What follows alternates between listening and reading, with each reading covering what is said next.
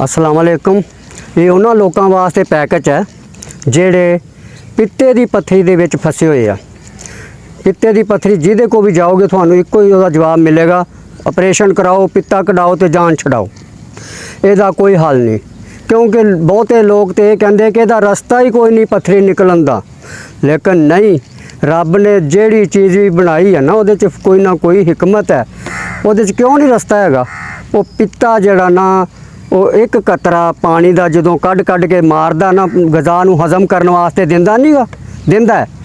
ਉਹਦੀ वजह नाल फिर पत्थरी जिहड़ी ना खुर खुर के रेत बन के बाहर आंदी आ। ते ये दवाई जिहड़ी ना असीं दसांगे इंशाअल्लाह ताला, आजमा के वेखना, पित्ते चों पत्थरी निकलेगी। असीं बड़े मरीज़ां नूं दिन्ने आ दवाई, बड़े मरीज़ां नूं अल्लाह ने शफा पाई आ।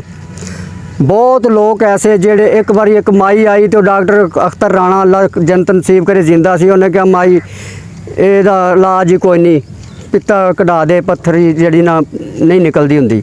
तो मैं उन्होंने दवाई दी, अल्लाह ने मेहरबानी की, वो माई कई मरीज़ होर लैके आई।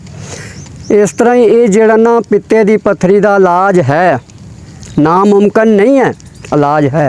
लेकिन कोई करे तो फिर ना करो। मैं तुहानूं दसदा इलाज उहदा। इलाज जिहड़ा सौखा ही है, देसी नींबू लैने आ। देसी नींबू 1 किलो लैके उन्होंने बरीक बरीक कट लेना, कट के किसी बोतल च पा लेना। 1 किलो उहदे च चीनी पा देनी आ। उन्होंने 21 दिन धुप च रख देना। उस तो बाद जिहदे पित्ते च पत्थरी होवे उन्होंने गर्म पानी करना, अद्धा कप 2 चम्मच उहदे चों पा के हल करके सुबह दोपहर शाम उन्होंने पिला दो। इंशाअल्लाह बफजले खुदा 1 हफ्ते च उहदा रिजल्ट आएगा। कौन कहता पित्ते चों पत्थरी नहीं निकलती? अल्लाह ताला कढ़दा है, मैं नहीं कढ़दा, दवाई नहीं कढ़दी, मालक कढ़दा। दानी शफा खाने की तरफों अस्सलाम वालेकुम।